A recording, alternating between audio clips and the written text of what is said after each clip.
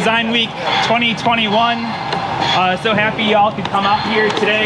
This is gonna be amazing. Talk and tour of the beautiful Waterloo Park and discussing Austin's urban spaces. I'm Chris Heyer, I'm a program lead with Austin Design Week, and we're super excited to have everybody here in person this year to be able to do this. Special thanks to all our sponsors that make this event free. If this is your first Austin Design Week event, either this year or ever, welcome. But we've got events all around the city, from UX design, print, fashion, architecture, every kind of element of design, free all around the city. So check out the website, austindesignweek.org, to see the full list. Since this event is outdoors, masks are optional, but kind of be respectful to people's space. With all that said, I want to introduce you to our amazing speaker today, Daniel Woodroffe, who is the president and founder of DWG, and he'll take it away. Thank you. Thanks, Daniel. Appreciate it. All right. Thank you for coming out. Obviously, this is a really exciting opportunity for us. As Chris said, I'm Daniel Woodroffe. DWG is an urban design landscape architectural firm. We're based here in Austin. I've been here for nearly 25 years now. I was talking to some of you earlier. And to be here and now talking about one of the nation's greatest kind of park and street transformations is really emblematic of what design is becoming in Austin, and also very, very proud to be yet again part of Austin Design Week. We've been involved every year since its inception. It's been truly amazing to see the caliber and the growth that has occurred. But Waterloo Park represents a tremendous milestone for Austin in many, many ways. It is part of a 32-acre story that starts here at Waterloo Park all the way down to Ladybird Lake. And the genesis of that was a flood alleviation tunnel that you'll see, kind of just about see the rooftop of the building over there. We will go and see that. We're not going to go inside it, we're going to walk around it. But that flood alleviation tunnel is, I like to think it as a giant Dyson vacuum cleaner. When the rains come, there's a pond here and it collects in the pond and it is filtered, spin cycled, and the water flows down into a tunnel. Some say there's a secret tunnel, not pointing at anyone, but the tunnel is 26 feet in diameter, it's effectively subway size, and it runs from here in Waterloo Park down to Ladybird Lake. And it effectively pulls out 32 acres of downtown out of the floodplain.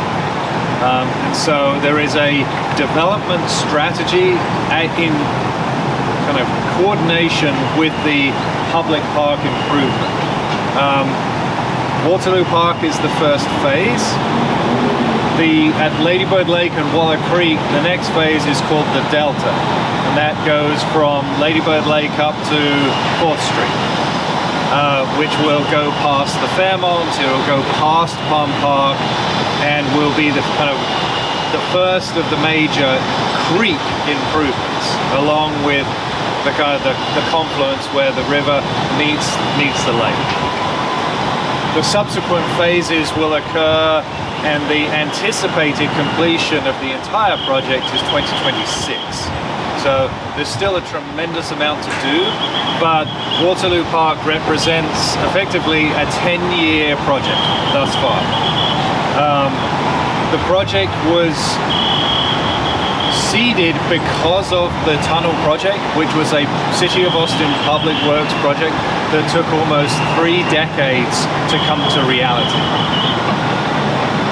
The park itself is managed and operated by an organization, a conservancy called the Waterloo Greenway.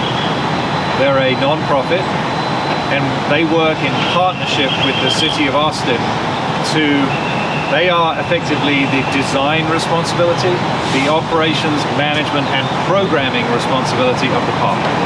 And And if you think about Central Park or Bryant Park or Clyde Warren Park or Millennium Park in Chicago, all the major significant American parks these days are run by conservancies. The reason is there is never enough money to go around in cities to pay for the park's infrastructure and improvements that are required. And a conservancy is allowed and is enabled by usually their 501c3 non-profit status to commingle monies from public sector, the city or the state or federal government, with the $1 million that you may give from a philanthropic standpoint to rental of concessions and events and performances and things like that. This project was many tens of millions of dollars to build, none of which the city had available, nor did they have the resources to manage and maintain this.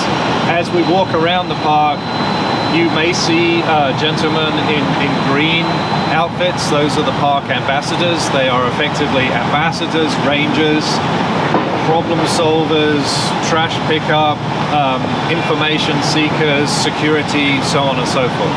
So this is a very robust operation. And the genesis of Waterloo Park was really steeped in Austin's significant history about music and entertainment and the cultural arts. How many of you have lived here long enough to know Fun Fest? Yeah? Oh, awesome. Fun Fest used to occur here back in the day. And it was how should I say this? It was a dust bowl. I mean, there was very little infrastructure in the park. The irrigation barely worked, if at all. Again, the cost of maintaining the park back then was less than $5,000 a year. That's what the city was able to pay for in terms of mowing, blowing, fixing. The operations of the park today are hundreds of thousands of dollars in terms of those ambassadors, the weeding, the planting, everything we're standing on. So there's a really significant investment from the public and private sector to embrace the role of design, embrace the role of culture, and what makes Austin kind of the authentic, vibrant place. This is kind of the north end of what's called the Red River Cultural District. You think about Stubbs, you think about the Mohawk, you think about Austin being the live music capital of the world, and there is a significant push to continue to empower that, to bring live music into really significant places. We'll see the Pavilion in a little while.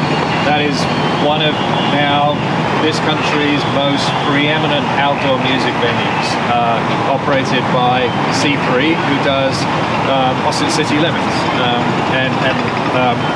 So some really serious people have spent a lot of time planning and designing this. This process started, as I said, over a decade ago, and it was actually a design competition. Back then, Waller Creek Conservancy, now Waterloo Greenway, wrote an RFP hoping that design firms regionally or locally would respond to a design competition on what is Waller Creek from a transformative, what is X10, kind of the gold standard of design. There were tens and tens of international teams responded from all over the world. It was a tremendously overwhelming situation where our involvement as a local landscape architect was me walking down Congress Avenue, receiving a call from New York with a number I did not know, from a gentleman who introduced himself as Michael, who asked me simply, "Hi, this is Michael, do you want to be on our team for the Waller Creek competition?" My simple response was, "I'm sorry, Michael who? And, how did you find out about this?" Well, that Michael just so happens to be probably one of the world's greatest landscape architects today, Michael van Valkenburgh Associates, based in Cambridge and New York. They are known for their outstanding work at Maggie Daley Park in Chicago, the restoration, transformation of the arch in St. Louis, Brooklyn Bridge Park in New York. I mean, the list goes on and on and on in terms of the cultural transformations they've done about public space and ecology and urbanity in major cities all over the country and now over the world. So our role has been, since that defining phone call, as the local landscape architect for Michael's team, who are the prime consultant. And then there's also Thomas Phifer and Associates from New York, who did the architectural elements like the Pavilion here. The design team is very robust, from local civil engineers all the way to really cool companies called fluvial geomorphologists to study the flow of water in a creek, about erosion and scour and how to restore creeks in an urban context. This is a major achievement for the city at a time when Red River District is transforming. We were talking a little bit earlier about just the last decade, how much downtown has changed. The skyline, let alone anything else.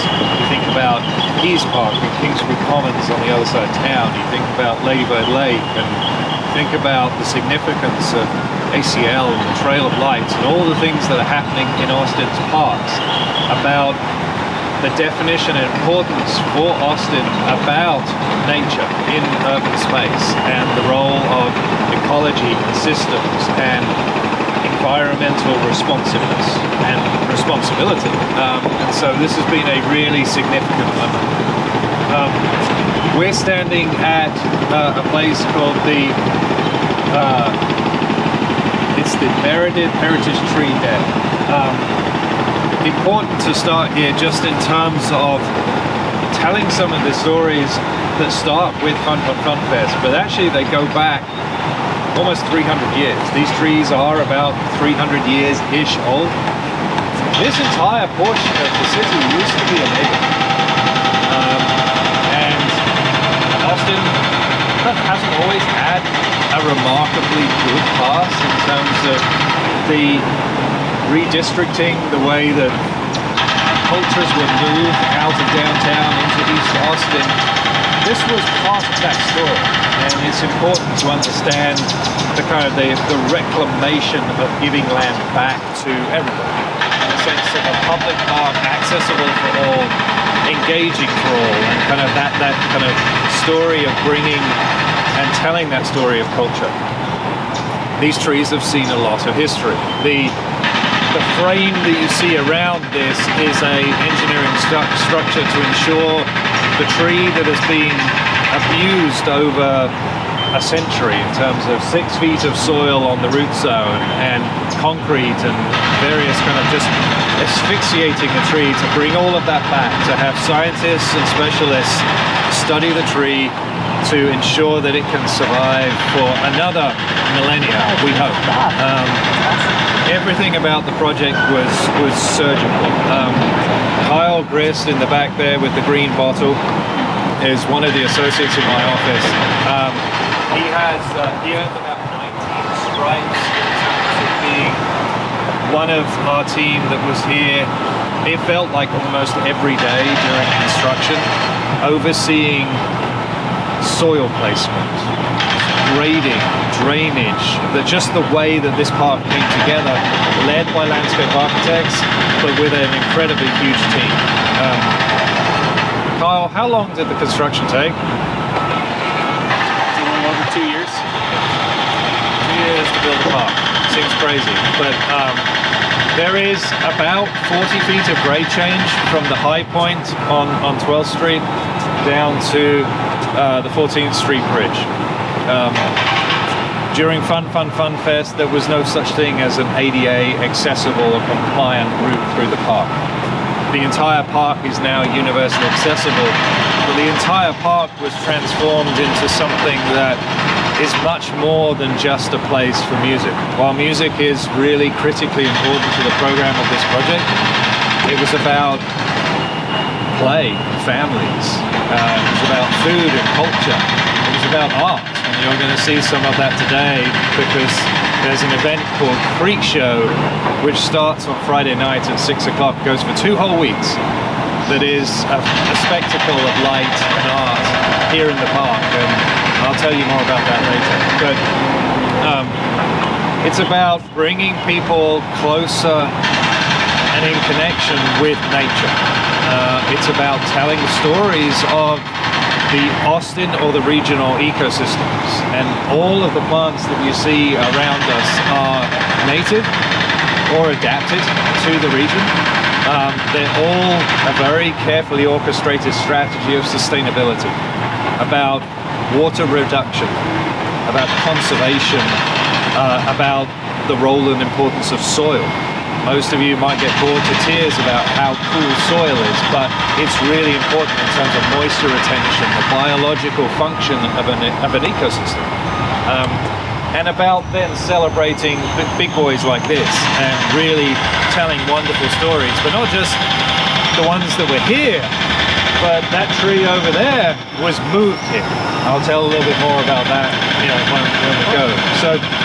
So let's start walking this way.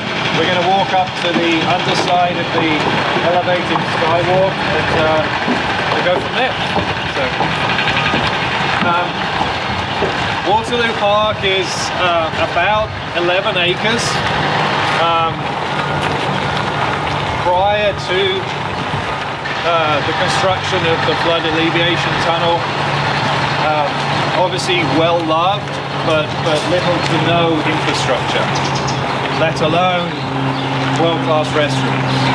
These restaurants were actually designed by local superstar firm, the office of Michael Chu. If you've been to Gucci or Loro, or the list goes on and on and on, his hands have been pretty much on all of the kind of defining cool restaurants in town. But also does a tremendous amount of other architecture. We've worked with them on a number of projects, but the goal was to elevate the conversation of design even at a restaurant and make it a wonderful experience, as a public restaurant could be. But it really elevates the importance of what the Conservancy is doing about access to a great place to wash your hands, the drinking fountains, the clean and safe restrooms, and then that universal access for all, so that a park can be a place that you can stay in the entire day. There is normally 2 or 3 food trucks here, but because of what Creek Show is doing, they'll start setting up on the main lawn, and there'll be a lot more going on. But,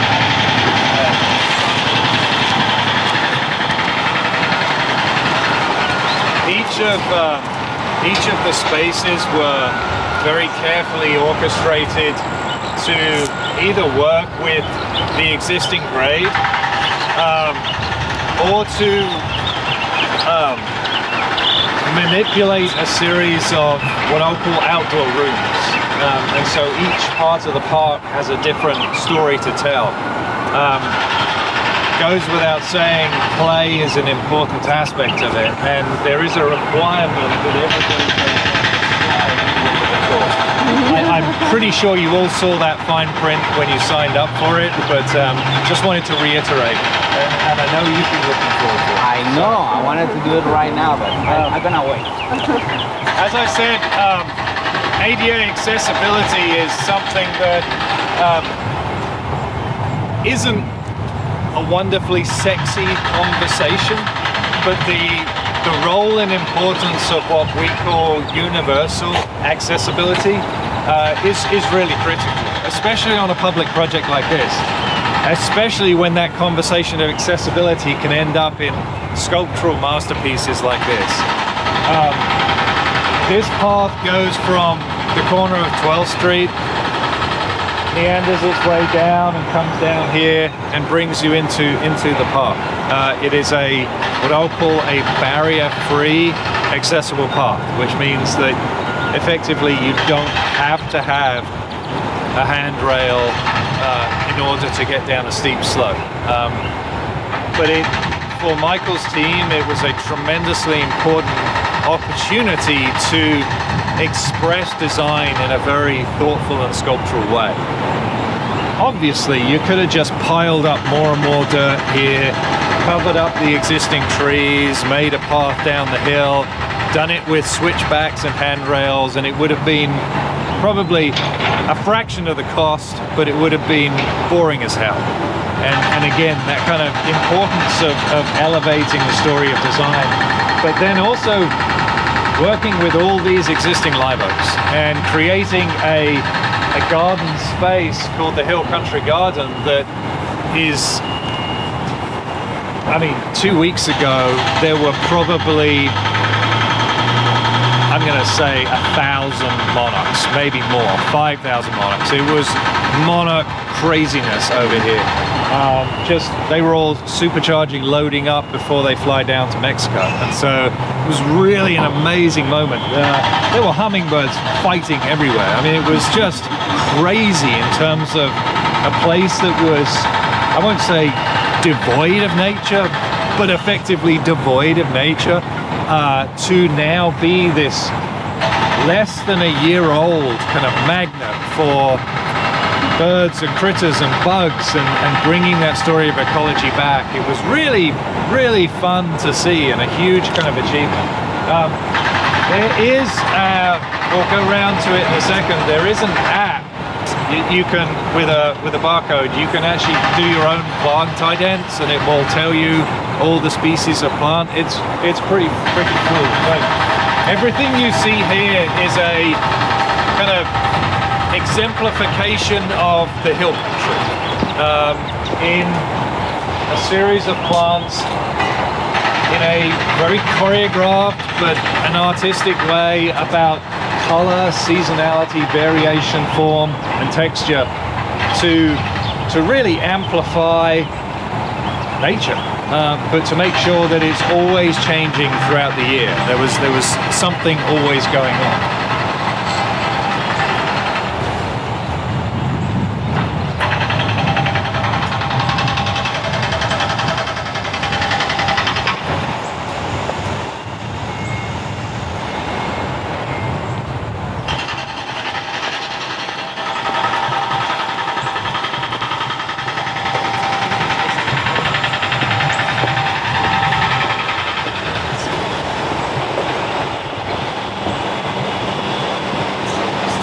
Thankfully, we have our one monarch butterfly that was required to stay for Design Week.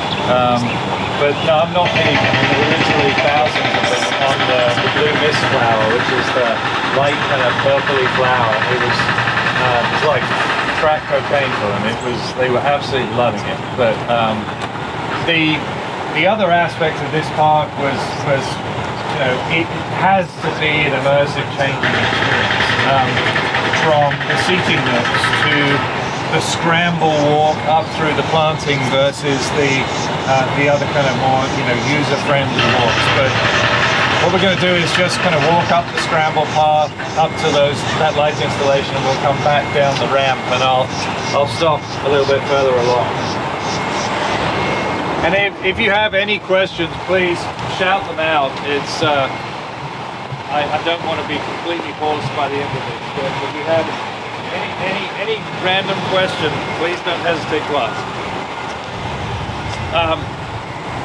I said about Freak Show, the installation that's being set up here, the lights that you see on the tripods at the top of the hill are two of the installations that come Friday night from 6 p.m. to 10 p.m. every night for 2 weeks. Are again part of that immersive festival of light. There's music, there's food, kids play areas. Freakshow.com is where you can get tickets. It's a free event for everybody, but because of the limitations of numbers in the park, they limit, and I think Friday and Saturday are now sold out. But again, you've got 2 weeks of opportunities to see it. But for the Conservancy, Freak Show represents another opportunity to reveal and tell stories about the park. And so every year, and it's been going on for 8 or 9 years now, usually in the creek. or on the creek. This year in the park, just kind of really ensure that folks like you and tens of thousands of people, 2 years ago 75,000 people came to Creek Show. I mean, it was a major event. And it's an opportunity to tell stories about ecology or nature, or stories about social or environmental issues. So every installation has a story of some sort, and it really champions the role and the mission of the Conservancy to continue to reveal the importance of art and design in public open space.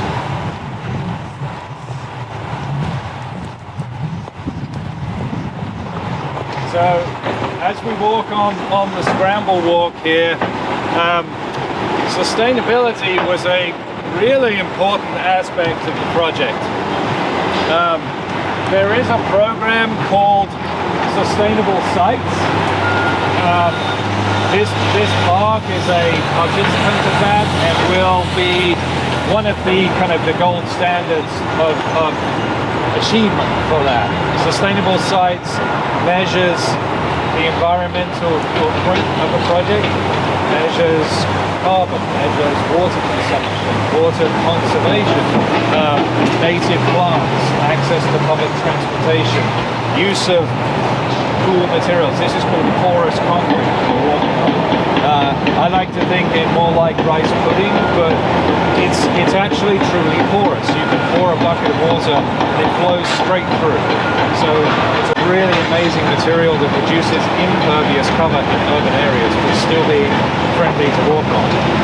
The scramble walk is actually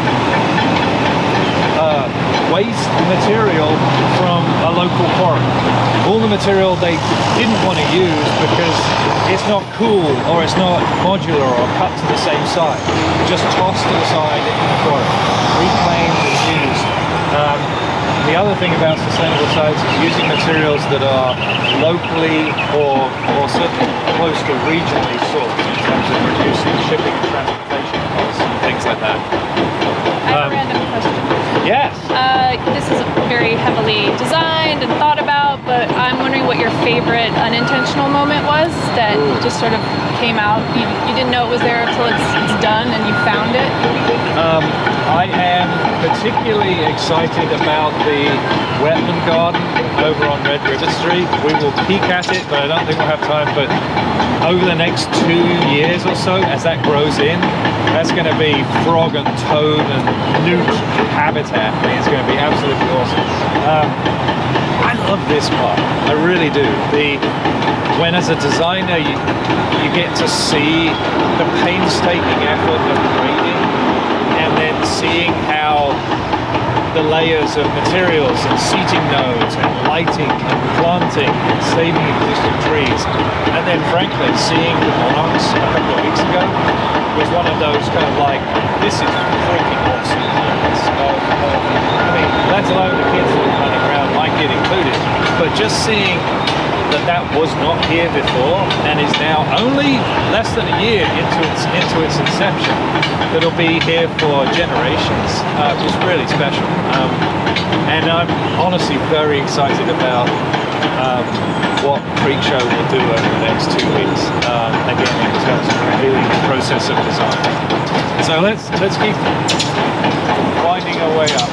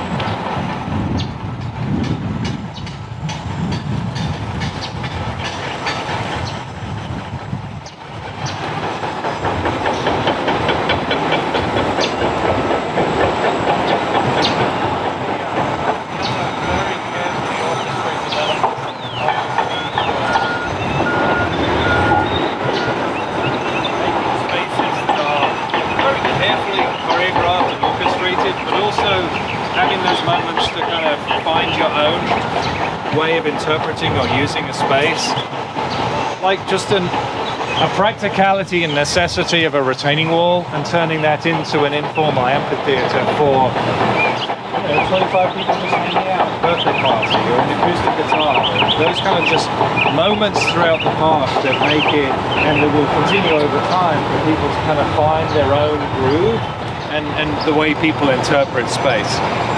You didn't know you were going to do some rock climbing, but we're going to scramble up here. So follow me. I want to make sure quiet.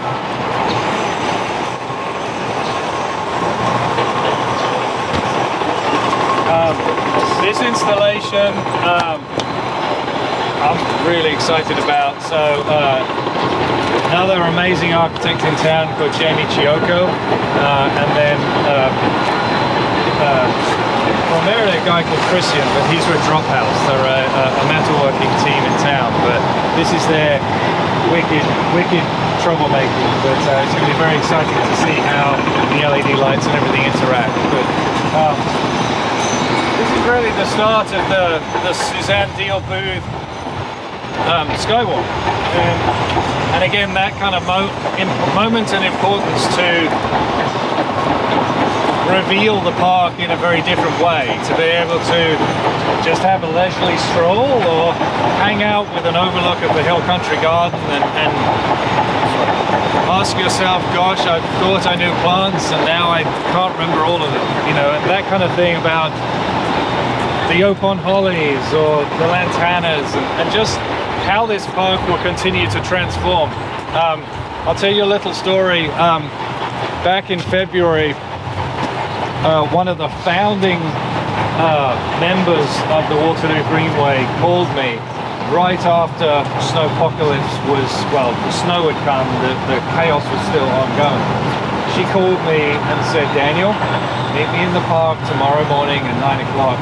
I want to see how bad this is. You have to understand that most of the plants had only just been planted. And there was this kind of like, I'm going to grow up right now moment of, oh God, did we just lose 90,000 plants that have been planted in the park? Yeah, so Do you know like the variety? There's about 90 species of plants in total. 500 trees were planted. 8 were major transplants. Like this is a transplant here. I'll call him a minor transplant. The one over there, that's a existing tree, and then we'll walk around to, yep, he's a transplant too. So this one came from UT, right? Yeah. So transplanting trees sounds crazy, but it's actually, there are organizations in town that have done it for decades. Live oaks are some of the most resistant, but some of the biggest tree moves effectively used a setup that looks more like moving the space shuttle. Giant rigs and cranes and inflatable sausages, and you take a root ball that in some cases was 35, 40 feet in diameter, and the biggest tree, the one down there, actually came from the Capitol complex, was rolled down Trinity Street through the park. And Kyle, I don't think you sat on the front of it, but it would have been really cool if you did. But I mean, it took hours to move this thing down the hill, rolling on these giant inflatable sausages that as the tree moved and as they pulled it with a crane, they moved the sausage around and put it in place, and it just rolled around. But tremendous story about, like, it could have just been cut down. I mean, they had the right to do it, but there was the incentive and motivation to find a new home. Very expensive proposition, but we think tremendously worth it in terms of having instant effect. And again, the kind of the character of the park suddenly transforms as opposed to having teeny weeny little trees everywhere. So it's really cool. I was looking the way you have all these plants and everything looks pretty organic, everything kind of mixed with everything else. Yeah. But with the storm, I guess you guys choose where to put everything, There's plans in the future to every season that is changing, like having some the entire, while And I appreciate you saying it. I mean, it looks very organic. It is meant to be drifts, kind of a painting by numbers approach. It's not completely wild and crazy of true nature, but it's an interpretation of.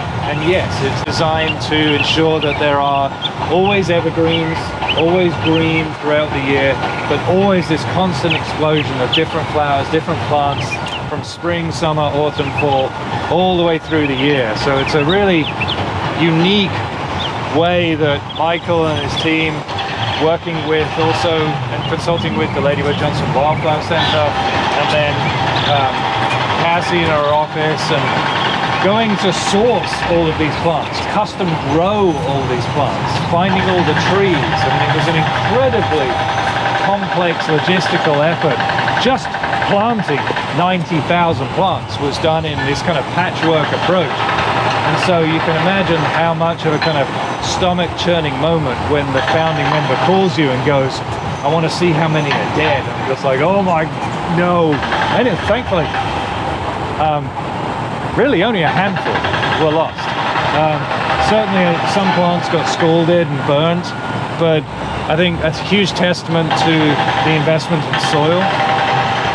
And actually, the way that the storm happened, where we got a lot of snow, about 6 inches, and then we got the really cold weather, and for all the perennials that were in the soil, that snow, we think, actually acted a little bit like an insulated blanket, believe it or not, that kept a lot of the tender roots alive, and everything came back in the spring.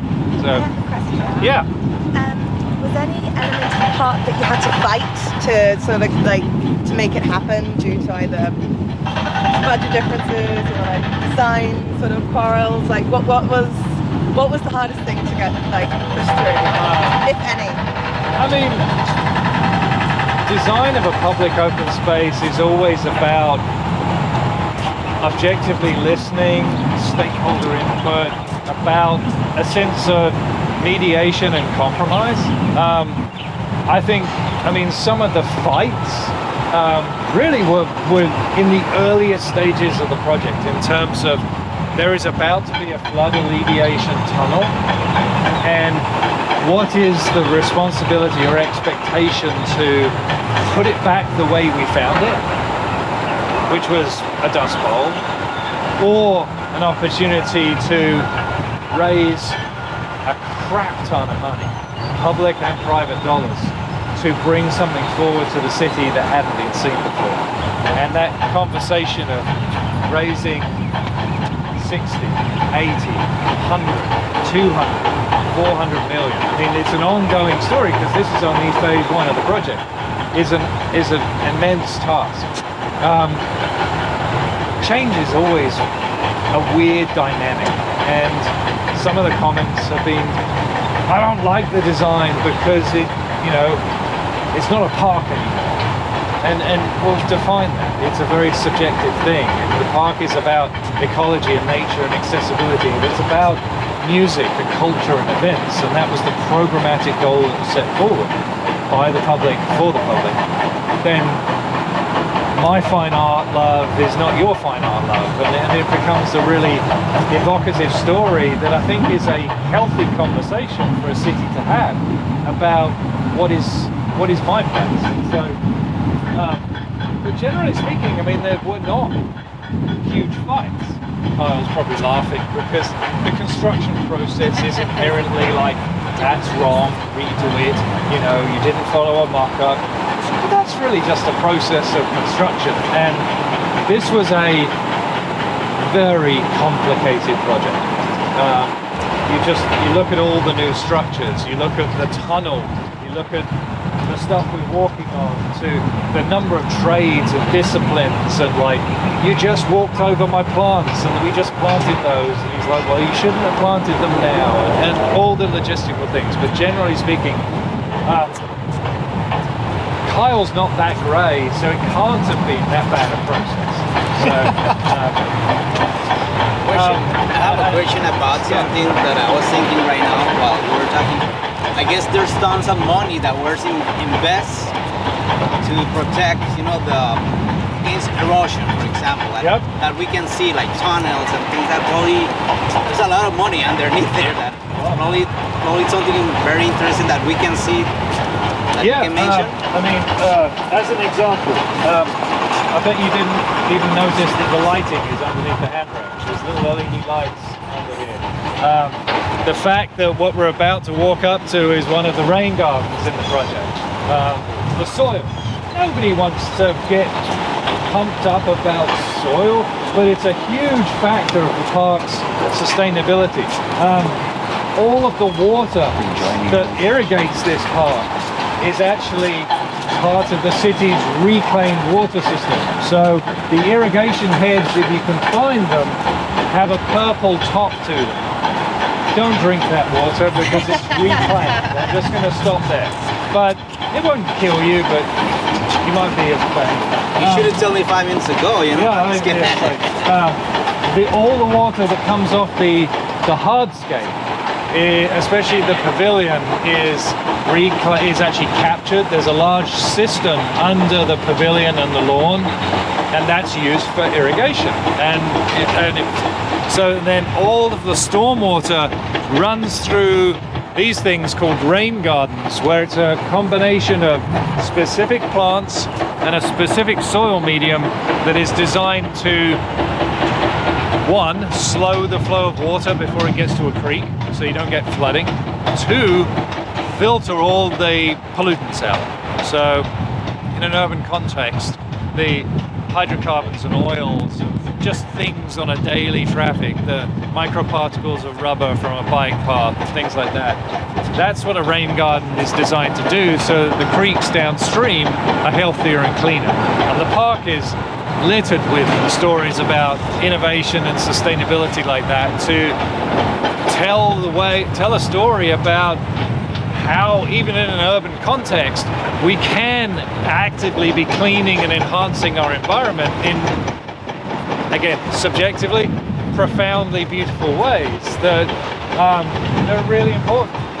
Even the story of a giant intake structure, the world's biggest Dyson vacuum cleaner, and actually commissioning a mural artist to paint on the walls, and that's part of an ongoing legacy that the Conservancy has about defining or redefining what is art in an urban context. And there is talk about doing a green roof, for sure.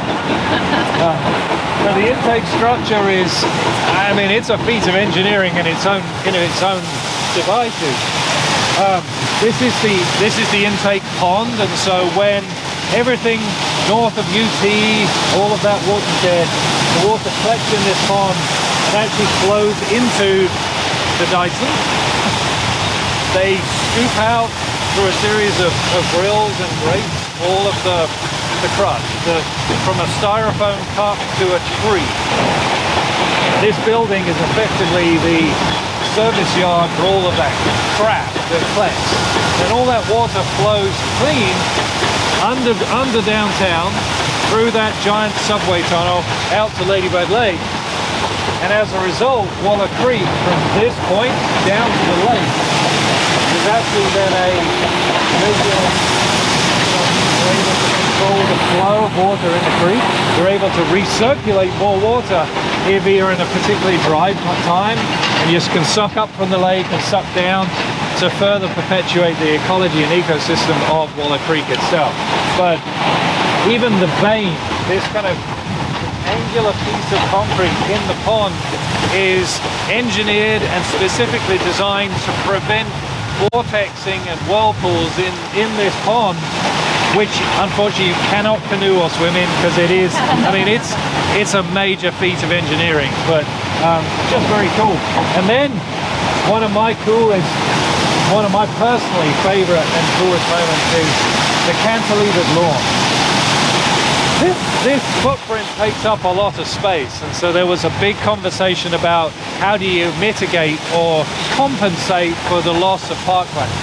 So Michael's team said, well, what if we just cantilevered the lawn out over the creek?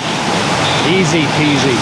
Anyway, major piece of infrastructure where the lawn cantilevers out. One of the unforeseen result of that is that the structure underneath is now becoming the second largest urban bat population to the Congress Bridge. And so there are Mexican long-tailed, short-tailed bats that are nesting and roosting under the rafters there. So Unintended consequences. unintended.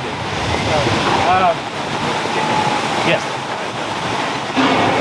Like your just wanted to know. Okay. Oh, perfect.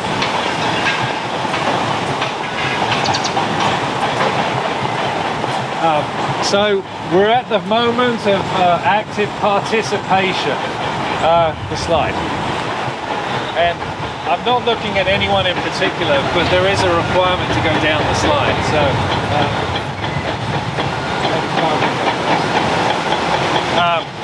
there you go, George.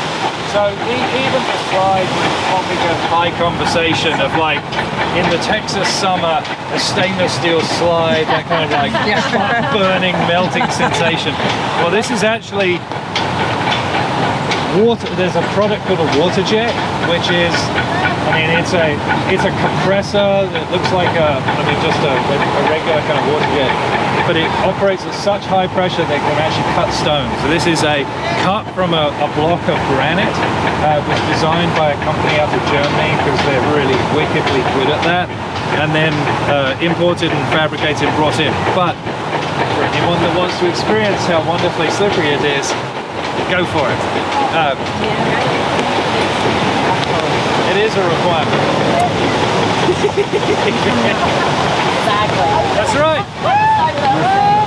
Design should be joyful. Yeah.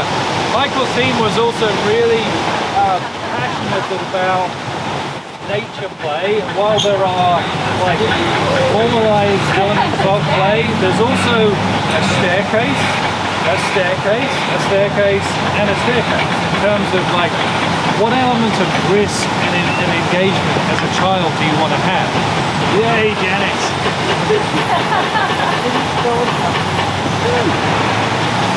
I had to step away from your call and I was utilizing my staircase. Fabulous. Get your steps in. But we also, as we sit here, I mean, the notion of nature, play, and kids, shade is a big factor. So to have the opportunity to transplant.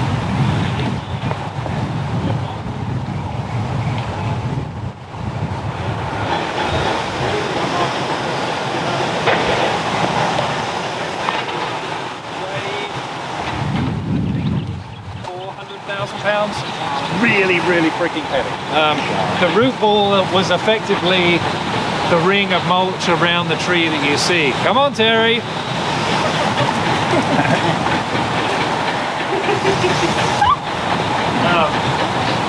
But again, just the logistical story of how these things could have been cut down and destroyed, to bringing them into the park, to celebrating them, to having the expertise of people that understand how to move them, how to care for them, how to ensure over the next decade that they're fed, that they're pruned, that they're watered sufficiently. It's a really amazing story.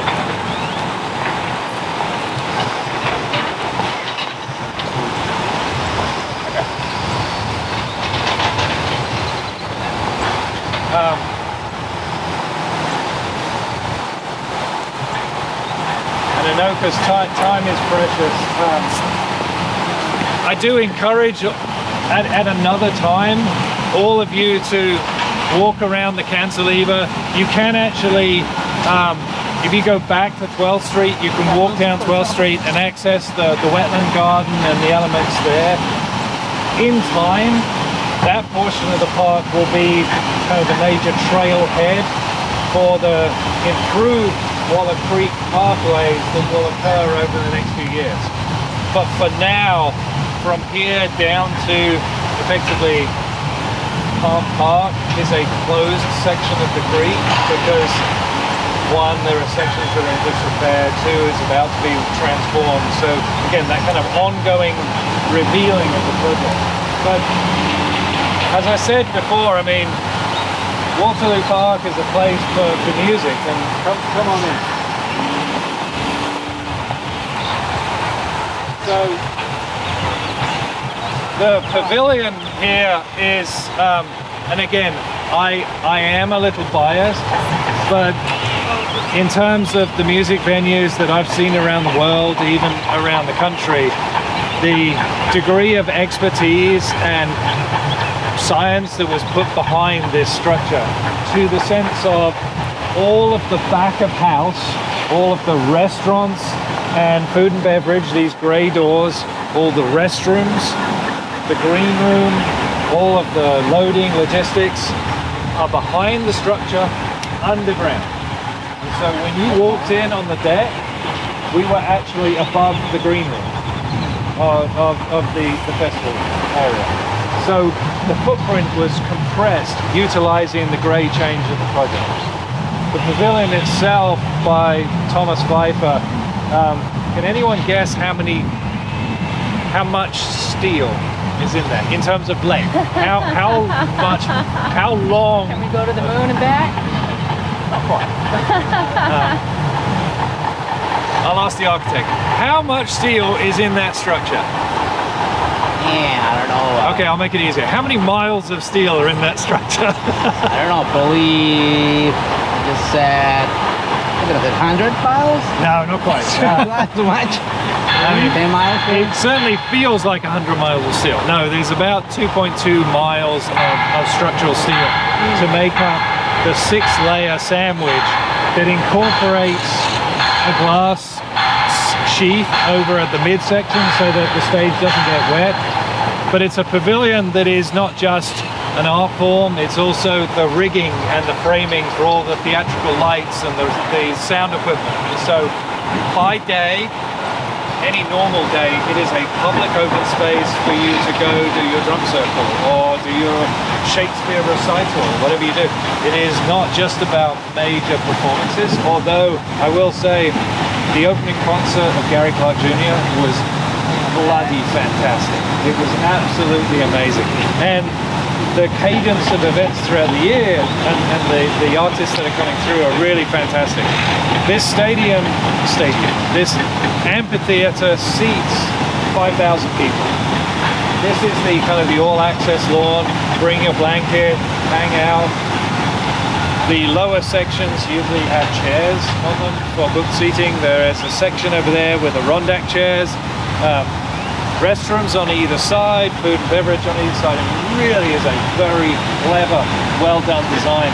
And the most important thing is that irrespective of who's playing here, everything we just walked through is always open and accessible to everyone.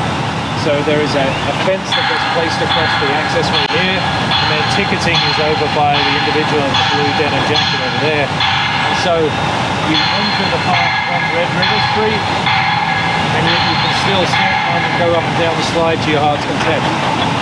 This is, again, selfishly excited. So the Creek Show, this is actually our installation called Seaglow. And Seaglow is meant to represent the spectacle, the grandeur of transformation and change. And these giant inflatable agaves actually have DMX LED controllers inside, and so they have their own light experience. But the small one is 12 feet tall. This is a 16-footer right here. The giant dead squid in front of us is actually a 45-foot tall. Wow. So we've been testing and locating them all. But anyway, Friday's when it starts, so you guys are the first to ever see this. So no one else has experienced it yet. But yeah, I mean, it's, again, what is the role of design in a city that is changing, and how can we, as designers, always challenge convention? Like, what is landscape architecture? Can it also be art? Can it be about transformational civic change, social change, environmental change? So I can't thank you enough for being enthusiastic to come and walk in the park today. I want to give a huge shout out to Austin Design Week and the unbelievable transformation that they've been doing internally and externally every single year to bring spectacular events and programming year upon year, and we couldn't be happier to be participating and touring. And I hope that you guys want to come back and explore the park different times of the day, year, freak show, whatever. But it's this is a project that I will forever be eternally proud of. Our role as a local consultant, working with Michael van Valkenburgh, working with the Waterloo Greenway, working with the city, the state, and the army of consultants. My team alone, there is enough sweat, blood and tears in this park to have many conversations. But this is also just the first phase, and a transformation that will continue on Water Creek that is still today the largest urban creek restoration in the nation, and a project that is really pushing the conversation about environmental action, sustainability, climate, and the importance of socially equitable spaces in our cities. So thank you. Thank you. Yes, Thank you. Jen. Oh my God.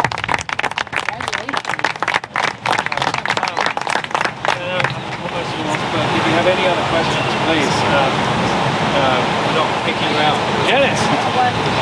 You mentioned the back and forth between the design teams and the stakeholders. Who exactly are the stakeholders?